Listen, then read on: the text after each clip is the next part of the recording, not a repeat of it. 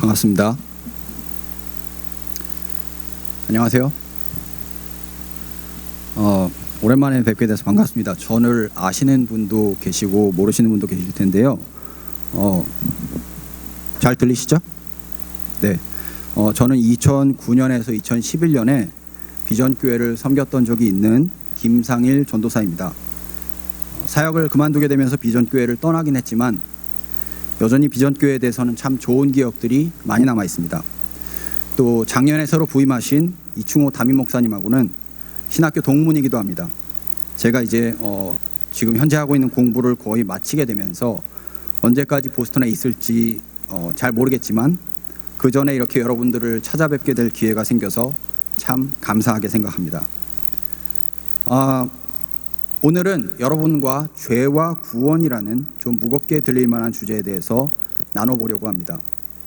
이 주제에 대해서 얘기할 때 제가 꼭 여러분들과 함께 기억하고 싶은 점은 기독교에서 말하는 죄는 일반 사회에서 말하는 죄하고는 차원이 다른 용어라는 겁니다.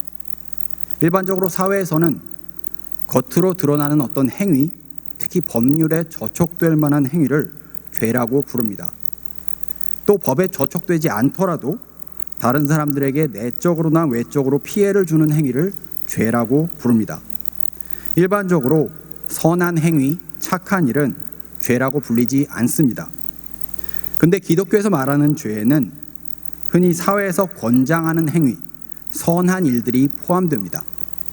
따라서 오늘 본문처럼 성경이 우리를 죄인이라고 부를 때 그 말은 단지 우리가 학교에서 배웠듯이 나쁜 일을 하지 말고 착하게 살아라 라는 정도가 아니라는 걸 우리가 기억해 둘 필요가 있습니다. 왜 그런지에 대해서는 앞으로 자세하게 설명드릴 테니까 조금만 기다려 주시고요. 마찬가지로 기독교에서 말하는 구원도 단지 죽어서 천국에 가는 것만을 가리키지 않습니다. 제가 참 안타까운 것이 성경에서 말하는 구원은 절대 그런 뜻이 아닌데 교회에서조차 어느샌가부터 구원이 죽어서 천국에 가는 것과 똑같은 뜻이 되어버렸습니다. 성경에서 말하는 구원은 매우 현세적인 용어입니다. 죽은 다음에 받는 것이 아닙니다. 지금 우리의 삶에서 일어나는 일들과 관계가 아주 깊습니다. 이것도 역시 자세하게 설명하겠습니다만 죄와 구원에 대해서 생각할 때 흔히 떠오르는 시나리오는 누군가가 우리에게 예수 믿고 구원 받으셨습니까? 오늘 밤 죽는다고 하면 천국에 갈 거라고 확신할 수 있으신가요? 라는 질문을 던지는 겁니다. 그러면 이제 우리 대부분은 거기에 예, 저는 예수를 믿기 때문에 천국에 갈 거라고 확신합니다 라고 대답해야 소위 믿음 좋은 사람, 예수 믿는 사람으로 인정을 받게 되죠. 하지만 이미 말씀드린 대로 죄와 구원 모두 굉장히 현세적인 단어입니다. 죄는 지금 짓지만 예수를 믿기 때문에 죽어서 천국에 간다, 즉 구원을 받는다는 얘기는 성경에는 없는 얘기입니다. 다시 정리하면 성경에서 말하는 죄와 구원 모두 우리의 삶의 구체적인 정황에서 우리가 하는 일들, 그 일을 하는 동기, 태도, 감정, 그 일을 할 때 사람들과 관계 맺는 방식 등과 큰 관련이 있습니다.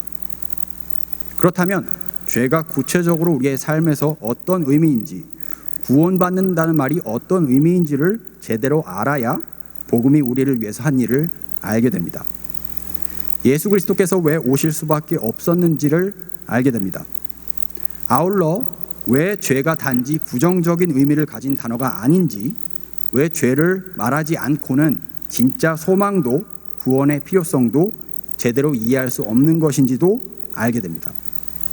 본문으로 들어가 보도록 하겠습니다. 본문 보여주시겠습니까? 오늘 본문에서 사도 바울은 예수께서 죄인을 구원하시려고 세상에 임하셨다는 말이 모든 사람들이 받아들일 만한 말씀이라고 말합니다. 그리고 나서 바로 자신의 자기 정체성을 밝힙니다. 바로 자신이 죄인 중에 괴수라는 것이지요. 그러므로 15절 앞부분에서 그리스도 예수께서 죄인을 구원하시려고 세상에 임하셨을 때의 죄인 또한 자기 자신을 우선적으로 지칭하는 것이라고 봐도 무방합니다. 그런데 흥미로운 점이 있습니다. 지금의 우리 기준으로 보면 바울에게는 스스로 죄인이라고 볼 만한 아무런 이유가 없었습니다. 바울이 디모데 전서를 썼을 때 그 당시는 바울의 삶의 후반부였고요. 이미 복음을 받아들였고 예수를 섬기기 위해서, 교회를 세우기 위해서 온갖 노력을 기울이고 있던 때였습니다. 그런데 바울은 자신이 죄인 중에 괴수라고 말합니다. 최고 나쁜 놈이라는 거죠. 왜 이렇게까지 자기를 비하하는 듯한 말을 하는 걸까요? 그렇다고 이 말이 자신이 예전에 과거에 최고 나쁜 놈이었다는 말도 아닙니다. 성경 원문은 이 본문을 현재 시제로 표현하고 있습니다. 즉 지금의 자신이 최고 나쁜 놈이라는 말입니다. 바울이 왜 자신을 최고 악한 죄인이라고 부르는지 그 까닭을 알게 되면 성경이 말하는 죄와 구원에 대해서 좀 더 알 수 있게 될지도 모르겠습니다. 일단 그 까닭을 추측해 보기 위해서 봐야 할 부분은 같은 장의 앞부분인 디모데전서 1장 13절입니다. 왜냐하면 바울이 스스로를 죄인 중에 괴수라고 한 까닭은 당연히 문맥상으로 읽는 것이 가장 자연스럽기 때문입니다. 1장 13절 성경 있으신 분들은 잠깐 펼쳐주시고요. 제가 읽도록 하겠습니다. 디모데전서 1장 13절입니다. 내가 전에는 회방자요 핍박자요 포행자였으나 도리어 긍휼을 입은 것은 내가 믿지 아니할 때에 알지 못하고 행하였습니다. 자, 바울은 교회를 핍박한 사람이었습니다. 사도행전에 그 얘기가 자세하게 나옵니다. 여러분이 바울의 입장이라면 자신이 교회를 핍박한 사람이었다는 그 죄책감이 바울이 스스로를 이해하는데 영향을 끼쳤을 거라고 생각하십니까? 그렇지 않을 거라고 생각하십니까? 만약에 내가 예수를 믿게 됐는데 그 전에 예수 믿는 사람들을 너무 싫어하고 교회에 나쁜 일을 하고 그런 사람이었다고 한다면 당연히 바울이 스스로 이해하는데, 혹은 우리가 그런 사람이었다면 우리 스스로를 이해하는데 당연히 영향이 있을 겁니다.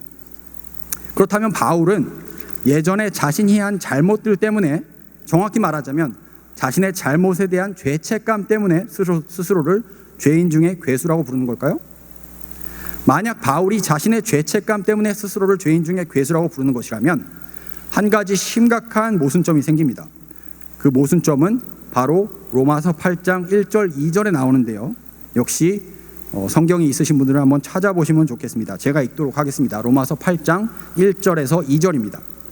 그러므로 이제 그리스도 예수 안에 있는 자에게는 결코 정죄함이 없나니 이는 그리스도 예수 안에 있는 생명의 성령의 법이 죄와 사망의 법에서 너를 해방하였음이라. 이 구절은 그리스도 예수 안에 있는 자에게는 결코 정죄함이 없다고 선언합니다. 바울이 로마서의 저자이고요. 그렇다면 바울이 만약 자신이 예전에 교회를 핍박했던 일 때문에 스스로를 죄인 중에 괴수라고 부르는 거라면 바울은 여전히 죄책감에서 자유롭지 못하다는 말이 됩니다.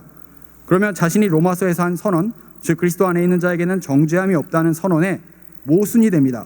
왜냐하면 스스로 복음을 믿으면 정죄함을 당하지 않는다고 해놓고 바울은 자신의 죄책감 때문에 스스로 죄인 중에 괴수라고 부른다는 앞뒤가 맞지 않는 말이 되기 때문입니다. 그렇기 때문에 바울이 정신이 이상한 사람이 아닌 이상, 바울이 정신이 이상한 사람은 아니죠. 그리고 복음을 똑바로 알고 있는 이상 자신이 이전에 한 일에 대한 죄책감 때문에 스스로를 죄인 중에 괴수라고 부른다는 것은 일단 아니라고 보아도 될 것 같습니다. 한 가지 또 생각해 보셔야 될 점은 이 말이 바울이 자신이 핍박한 성도들이 당한 피해나 상처는 무시하고 그들에게 사과도 하지 않고 용서도 구하지 않고 아나무인으로 그냥 복음이 있으니까, 복음이 예수를 믿으면 정죄당하지 않는다고 했으니까 난 이제 이전에 저지른 잘못들에 대해서 죄책감이 없어 라는 식으로 말하는 것도 아니라는 겁니다. 사도행전도 갈라디아서도 바울이 이미 베드로와 그 교회의 형제들을 만났고 자신이 잘못한 부분에 대해서 어떤 종류의 화해를 이루었음을 명확하게 밝히고 있습니다. 우리가 하나님을 정말로 믿는다면, 예수 그리스도께서 죄를 용서해 주셨음을 믿는다면 우리는 그것 때문에, 하나님께서 우리를 버리시지 않을 것을 알기 때문에 우리가 죄에 대한 용서를 구했을 때 사람들이 어떤 반응을 보일지 모른다고 하더라도 여전히 사람들에게 용서를 구할 수 있습니다. 우리의 잘못을 인정할 수 있습니다. 하나님께서 용서하셨기 때문에 사람들에게 용서를 구할 필요가 없다거나 사람들과의 화해를 가볍게 여기는 것은 성경이 말하는 것하고는 거리가 멉니다. 사람은 하나님의 형상이기 때문입니다. 오죽하면 예수님께서 마태복음 25장에서 너희 중 지극히 작은 자에게 한 것이 바로 나에게 한 것이니라 라는 말씀까지 하셨겠습니까? 자, 그러면 원래의 질문으로 돌아와서 바울은 왜 스스로를 죄인 중에 괴수라고 부르는 걸까요? 우리가 이 질문에 대해서 답을 얻을 수 있는 실마리는 바울이 죄를 어떻게 이해했느냐에서부터 시작해야 할 겁니다. 바울이 이해한 죄가 무엇인지를 알아야 그가 왜 자신을 죄인 중에 괴수라고 불렀는지가 이해가 되는 것은 너무나 당연할 것 같습니다. 바울은 바리새인이었고 구약이 말하는 죄에 대한 이해를 모두 받아들였던 사람이었습니다. 죄에 대해서 처음 언급하는 성경의 책은 성경의 첫 책인 창세기입니다. 창세기를 또 잠시 같이 보겠습니다. 3장 5절에서 6절입니다. 찾으실 분은 찾으셔도 좋고요. 제가 3장 5절 6절을 읽도록 하겠습니다. 너희가 그것을 먹는 날에는 너희 눈이 밝아 하나님과 같이 되어 선악을 알 줄을 하나님이 아심이니라. 여자가 그 나무를 본즉 먹음직도 하고 보암직도 하고 지혜롭게 할 만큼 탐스럽기도 한 나무인지라. 여자가 그 실과를 따먹고 자기와 함께한 남편에게도 주매 그도 먹은지라. 이 본문에 따르면 죄는 일단 하나님으로부터의 분리입니다. 관계의 단절입니다. 그런데 단순한 관계의 단절보다는 그 까닭이 더 중요합니다. 그리고 그 까닭은 하나님보다 더 좋아 보이는 것이 있다는 겁니다. 하나님보다 더 좋아 보이는 것, 하나님이 말씀하시는 것보다 더 괜찮아 보이는 것, 그런 게 있기 때문에 하나님으로부터 분리된 상태, 그게 바로 죄입니다. 여러분의 삶에는 하나님보다 더 좋아 보이는 것이 있습니까? 하나님께서 말씀하시는 것보다 더 좋아 보이는 것이 있습니까? 그런 게 있으면 안 된다는 그런 얘기를 하는 것이 아닙니다. 우리 모두에게는 그런 게 있다는 얘기를 하려고 하는 겁니다. 교회를 열심히 나오든 안 나오든 신앙 경력이 짧든 길든 우리에게는 모두 하나님께서 말씀하시는 것보다 더 좋아 보이는 것이 있습니다. 우리의 삶에 그런 게 하나님보다 우리가 더 좋게 보는 게 있다는 굉장히 강력한 간접적인 증거는 바로 우리의 감정입니다. 특히 두려움입니다. 우리들 중에 두려움이 없는 사람은 없지요? 근데 두려움은 단지 일시적인 감정만은 아닙니다. 왔다가 사라지는 우리가 어찌할 수 없는 흐릿한 감정이 아닙니다. 오히려 두려움은 우리가 궁극적으로 바라는 것이 무엇인지를 보여줍니다.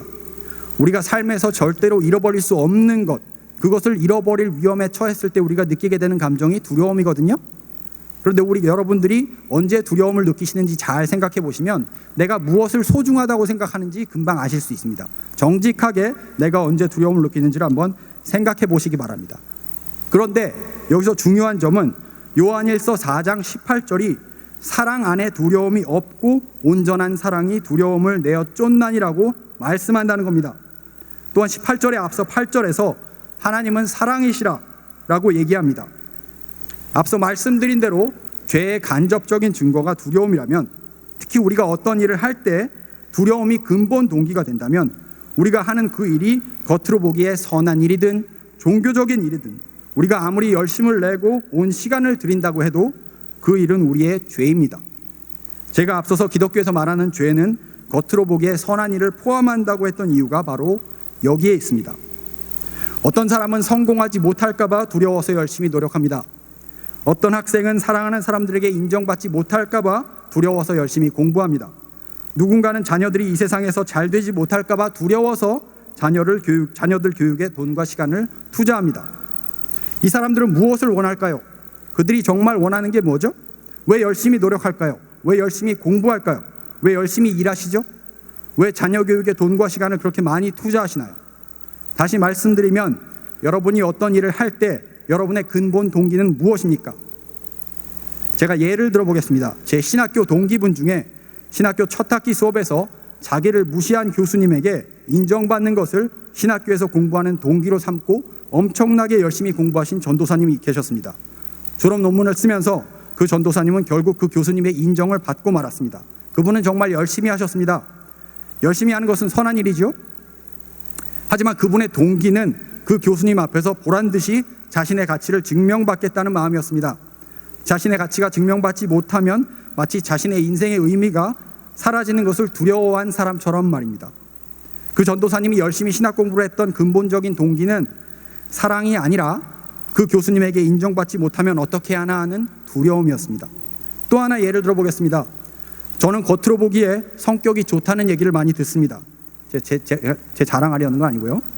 그런데 제가 한 번은 제가 왜 그렇게 성격이 좋다는 평가를 받는지, 혹은 성격이 좋은 사람으로 비춰 보이고 싶어 하는지 그 동기에 대해서 제가 생각해 봤습니다. 그런데 잘 생각해 보니 거기에도 역시 사람들을 정말 사랑하는 마음보다는 사람들에게 버림받고 싶어 하지 않은 두려움이 자리하고 있었습니다. 여러분에게 물어보겠습니다. 여러분이 삶의 현장에서 일하시는 이유는 무엇입니까? 먹고 살기 위해서? 인정받기 위해서? 명예와 성공을 얻기 위해서? 혹은 남을 섬기기 위해서? 그러면 사람들과 관계를 맺을 때 좋은 사람으로 보이고 싶어하는 까닭은 무엇입니까? 아니면 그 반대로 할 말 다 하는 속 시원한 사람으로 보이고 싶어하는 까닭은 무엇입니까? 그도 아니면 사람들이 뭐라 하든 신경 안 쓰는 그런 사람인 듯한 그렇게 보이고 싶어하는 이유는 무엇입니까? 그 동기가 무엇이든 간에 하나님께로부터 온 사랑, 이웃을 향한 사랑이 아니라면 여러분이 하는 일이 아무리 선하다고 하더라도 그건 사랑에서 나온 게 아닙니다. 그렇다면 성경은 그 일을 죄라고 부릅니다. 이것이 아까 앞에서 제가 성경은 선한 일을 죄라고 부른다고 말한 까닭입니다. 좀 더 궁극적으로 보자면 우리의 근본 마음의 원동력이 사랑에 기반을 두지 않고 있을 때 성경은 그런 상태를 죄라고 부릅니다. 왜냐하면 하나님은 사랑이시고 죄는 하나님과의 관계 단절이기 때문입니다. 복음이 우리에게 하는 일은 하나님께로부터 온 사랑을 받아서 그 사랑이 우리의 삶을 이끌어가는 근본적인 원동력이 되게 만드는 것입니다. 그렇다면 그 일은 어떻게 가능할까요? 오직 하나님의 사랑을 계속해서 받고 누리는 사람에게만 가능합니다. 복음을 믿는다는 것은 하나님께 뿌리박고 그분의 사랑을 우리 삶의 근본적인 원동력으로 삼는 것입니다. 우리 안에 여전히 존재하는 사랑이 아닌 다른 원동력들, 그게 두려움이든 내가 인정받고 싶어하는 마음이든 권력을 행사하고 싶어하는 마음이든 그 모든 마음들에서 자유로워지는 겁니다. 그게 복음을 믿는 겁니다. 이렇게 보면 단지 종교적으로 열심히 있다고 해서 죄를 짓지 않고 있다고 하기가 어렵습니다. 착한 일을 많이 한다고 해서 죄를 짓지 않고 있다고 하기도 어렵습니다. 이쯤에서 죄가 어떻게 우리의 선한 일, 하나님을 위해서 우리가 하는 일 속으로 파고드는지를 살펴보기 위해서 제가 준비해온 파워포인트를 잠깐 보겠습니다. 제가 영향을 많이 받은 팀 켈러 목사님의 탕부 하나님이라는 책에 나오는 내용입니다. 물 한 잔 마시겠습니다.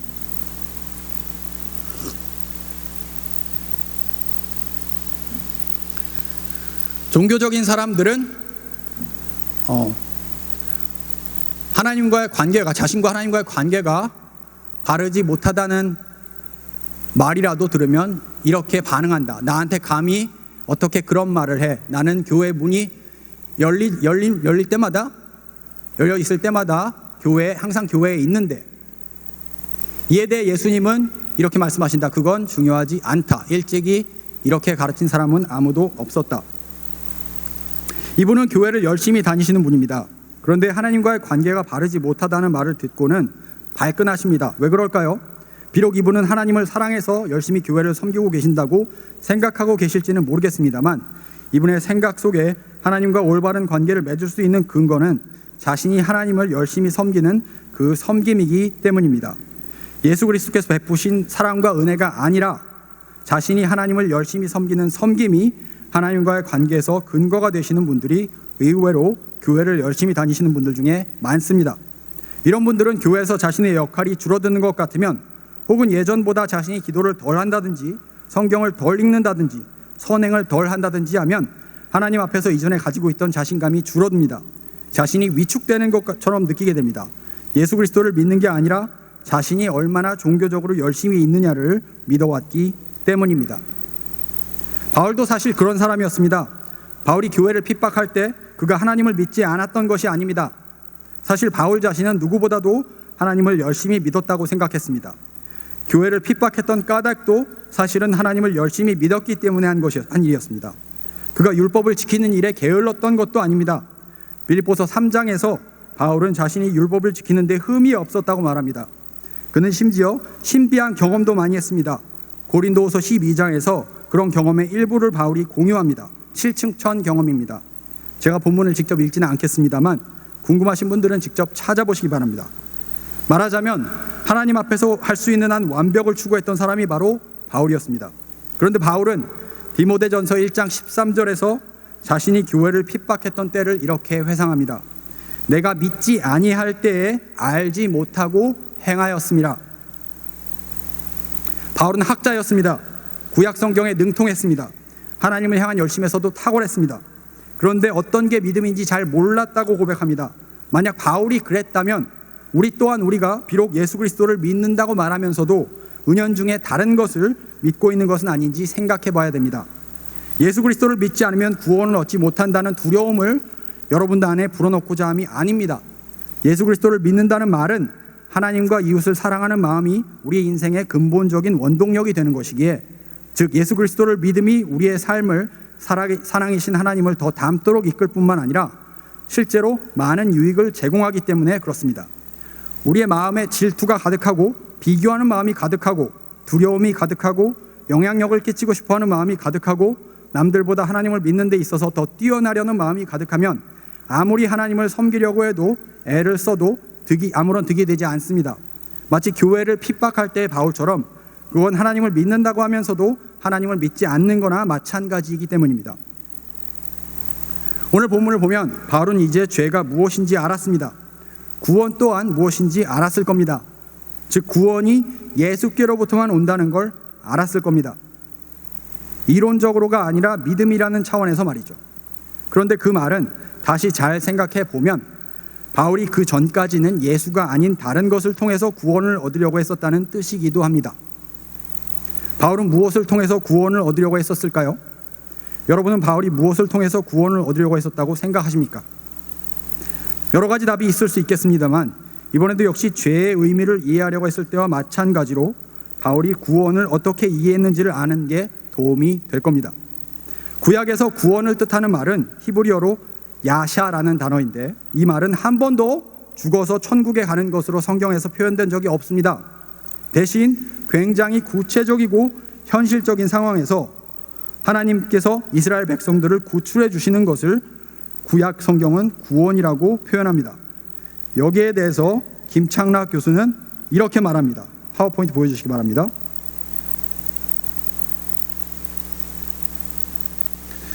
제가 읽도록 하겠습니다. 바울이 이해했던 구원의 대상은 대표적으로 이스라엘 백성이고 그들은 억압, 압박, 착취, 재난, 재앙, 고통 따위의 정치적, 사회적 관계에서 인간들이 유발하는 악행의 결과들로부터 구원받는다. 이런 악들은 모두 세속 세계에서 일어나는 일들이었다. 사실 성경이 증언하는 이스라엘 백성의 구원이란 이 세상사와 상관없는 전혀 다른 차원에 속하는 현상을 말하는 것이 아니었다. 성경은 이 두 가지 다른 차원의 구원을 구별하지 않을 뿐더러 이를 구별하는 용어 자체도 사용하지 않는다. 이 글이 보여주는 것은 성경이 말하는 구원은 애시당초 종교적인 것과는 아무 관계가 없다는 겁니다. 여러분이 지금 현재 처한 상황에서 지금보다 더 상황을 낫게 만들기 위해서 꿈꾸고 바라고 노력하고 시간을 투자하는 것, 그 모든 것이 사실은 성경에 의하면 여러분이 스스로를 구원하기 위해서 하는 일들인 겁니다. 즉 성경에 의하면 여러분은 지금 스스로 구원하고자 노력하고 있습니다. 여러분이 운영하는 가게가 잘 되기를 바라는 것도, 여러분이 하는 공부를 잘 마치기를 바라는 것도, 여러분이 일하시는 분야에서 이름을 내고 영향력이 커지기를 바라는 것도, 또 심지어 교회에 와서 열심히 봉사하고 일하는 것도 모두 여러분 스스로를 구원하는 것과 깊은 연관이 있습니다. 성경에 의하면 말이죠. 그런데 문제는 우리가 이걸 안 하고 살 방도가 없다는 겁니다. 직업을 그만둘 수도 없고 가게 문을 닫을 수도 없습니다. 공부를 안 하고 학교를 그만둘 수도 없습니다. 성경이 그렇게 하라고 가르치지도 않습니다. 그러면 바울이 말하는 하나님께로부터 오는 구원이란 도대체 무슨 뜻인 걸까요? 단도직입적으로 말하자면 그건 바로 이런 의미입니다. 이미 앞에서 얘기했듯이 여러분이 하는 모든 일들의 근본적인 동기가 하나님 사랑과 이웃 사랑으로 바뀌는 겁니다. 여러분이 삶을 살아가는 근본적인 원동력이 사랑으로 바뀌는 겁니다. 우리가 일하게 만드는 원동력, 공부하게 만드는 원동력, 삶을 살아가게 만드는 원동력이 하나님 사랑과 이웃 사랑이 되는 게 바로 우리의 구원이 예수 그리스도께로만 온다는 것을 믿는 것입니다. 근데 이게 쉬울까요? 고린도전서 13장은 흔히 사랑장이라고 불립니다. 거기 한번 보시면 사랑이 뭔지에 대해서 잘 나와 있습니다. 그런데 고린도전서 13장에 나오는 사랑의 본질이 구체적으로 우리의 삶에서 어떤 의미인지를 이해하기도 어렵고 그런 삶을 실제로 살아내는 것은 더 어렵습니다. 우리가 정말 우리 자신에게 정직하다면 우리는 여전히 우리의 삶의 근본 원동력이 사랑이 아니라는 걸 인정할 수밖에 없습니다. 그리고 우리를 움직이는 원동력이 다른 것에서 사랑으로 바뀌는 일은 단지 우리의 노력만으로, 하나님을 신비하게 체험하는 것만으로, 하나님에 대한 지식과 지혜가 깊어지는 것만으로 되지 않습니다. 우리는 여전히 우리 스스로를 구원하려는 시도에서 벗어나지 못할 겁니다. 저와 여러분이 무슨 일을 하든지 무슨 공부를 하든지 거기에는 반드시 여러분 스스로를 구원하려는 시도가 있게 되어 있습니다. 또한 저와 여러분은 죽을 때까지 두려움이라는 감정에서 완벽하게 자유로워질 수도 없습니다. 또한 우리를 움직이는 삶의 원동력이 완벽하게 사랑이 되는 것도 불가능합니다. 그래서 바울은 로마서 7장에서 이렇게 말합니다. 21절에서 24절입니다. 성경이 있으신 분들은 찾아보시면 좋겠습니다. 제가 읽도록 하겠습니다. 그러므로 내가 한 법을 깨달았노니 곧 선을 행하기 원하는 나에게 악이 함께 있는 것이로다. 내 속사람으로는 하나님의 법을 즐거워하되 내 지체 속에서 한 다른 법이 내 마음의 법과 싸워 내 지체 속에 있는 죄의 법 아래로 나를 사로잡아오는 것을 보는도다. 오호라 나는 곤고한 사람이로다. 이 사망의 몸에서 누가 나를 건져내랴. 이 구절은 흔히 착한 일을 하려고 하는 바울과 나쁜 일을 하려고 하는 바울 사이에 갈등이 있다는 것으로 이해되곤 하지만 사실은 그렇지 않습니다. 제가 지금까지 얘기했던 것들을 생각하시면 그렇지 않다는 걸 아실 수 있죠. 바울이 말하는 곤고함이 여러분 무슨 뜻인지 이해가 되시리라고 생각합니다. 우리가 아무리 노력하고 발버둥을 쳐도 우리는 죄의 소나기에서 벗어날 힘이 없습니다. 아무리 노력해도 계속해서 두려울 것이고, 아무리 기도를 많이 해도, 아무리 공부를 많이 해도, 지식이 늘어도 여전히 오히려 더 그걸 붙잡고 우리 스스로가 왜 남들보다 나은지, 왜 하나님 앞에서 더 인정받아야 하는지를 잠재적으로 더 되뇌일 겁니다. 그래서 예수님이 오신 겁니다. 우리가 아무리 노력해도 우리는 우리 힘으로 스스로 구원을 얻어내려는 이 욕구에서, 이 성향에서 절대로 자유롭지 못하기 때문입니다. 마치 온 사방이 막힌 것 같은 그런 느낌입니다. 바울은 그걸 깊이 깨달았습니다. 자신이 아무리 하나님을 위해서 희생하고 헌신해도 결국 그 희생과 헌신을 통해서 구원받으려는 성향에서 자유로워질 수 없다는 걸 깨달았습니다. 그런 무력함을 깨달을 때 바울 같은 고백이 터져 나옵니다. 오호라 나는 곤고한 사람이로다. 이 사망의 몸에서 누가 나를 건져내랴. 그게 바로 죄입니다.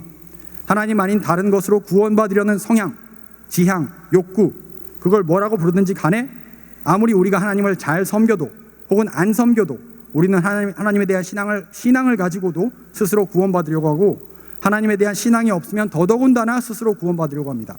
그게 바로 죄입니다. 다른 게 아니고요. 사회적으로나 법적으로는 선행일 수 있는 것들이 왜 기독교에서는 죄라고 불릴 수밖에 없는지 이제 이해가 되셨으리라 생각합니다. 그러면 바울은 왜 스스로를 죄인 중에 괴수라고 했을까요? 그게 꼭 바울이 객관적으로 최고로 악한 죄인이어서 그런 것은 아닐 수도 있습니다. 오히려 바울이 스스로를 죄인 중에 괴수라고 불렀던 까닭은 자신이 율법학자였기에 하나님에 대해서 알아야 할 것들을 모두 알았고 그 모든 종교적 경험과 실천에 열심을 냈음에도 바로 그런 것들로 하나님의 사랑을 거부했기 때문입니다. 그리고 자신의 그런 고집과 무지에도 불구하고 그리스도께서 자신을 한없이 사랑해 주셨음을 경험했기 때문입니다. 사실 그래서 하나님 보시기에 가장 위험한 사람들은 저나 바울 같은 종교인들입니다. 복음서를 보면 예수께서는 하나님을 잘 모르면서 죄를 짓는 사람들에게는 한없이 너그러우십니다. 그런데 유독 바리새인들에게는 엄격하십니다. 때로는 저주를 퍼붓기도 하시지요. 그들이 지식이 많음에도 불구하고 제대로 알아야 할 것들을 알지 못하고 그들의 지식으로 잘못된 믿음을 쌓아갈 뿐만 아니라 그들이 인도해야 할 이스라엘 백성들 또한 구렁텅이로 빠뜨리기 때문에 그렇습니다.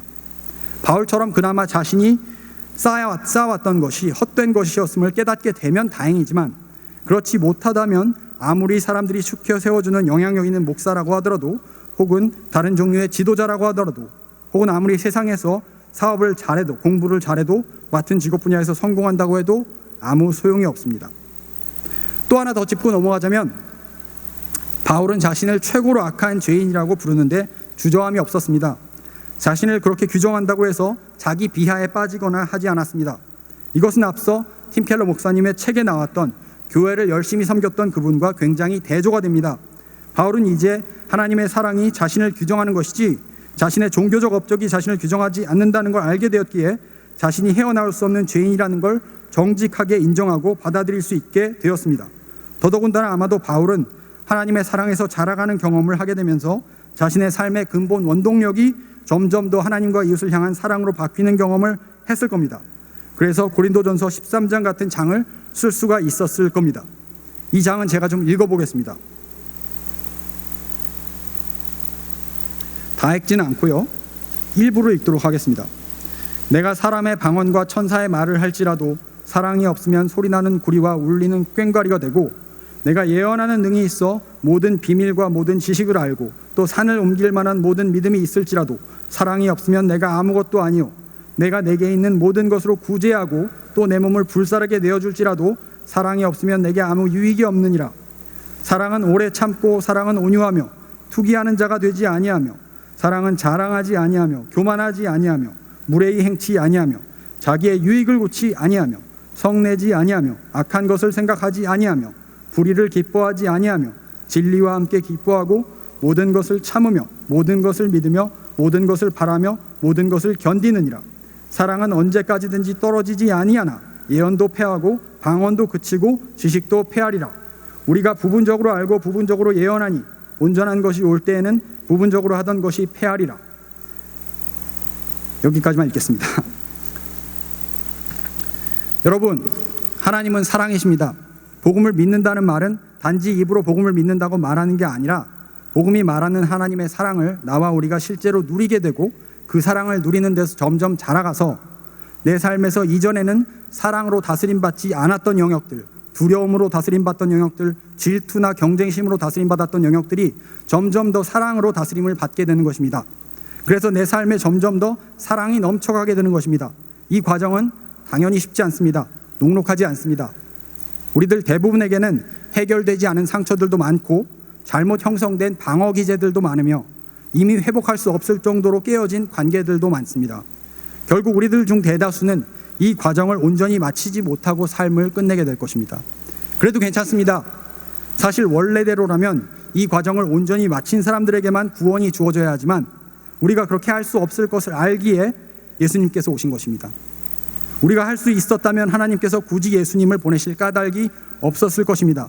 그러므로 우리는 온전히 사랑하지 못한다고 불안해할 필요가 없습니다.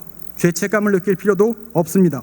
오히려 그분의 사랑을 더 믿고 신뢰하면서 우리의 삶의 모든 영역에, 자녀 교육에, 부부관계, 직업 영역에, 부모님과의 관계, 교회 성도님들과의 관계, 우리가 사는 나라인 미국에도, 우리가 떠나온 모국인 한국에도 어떻게 하면 사랑이 다스리는 관계를 맺고 살아가는 일이 더 풍성해질까를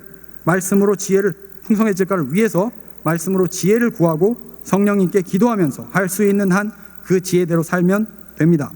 그 사이에 일어나는 그 모든 사단의 정죄와 수치, 두려움에서 우리는 자유합니다. 예수께서 다 막아주셨기 때문입니다.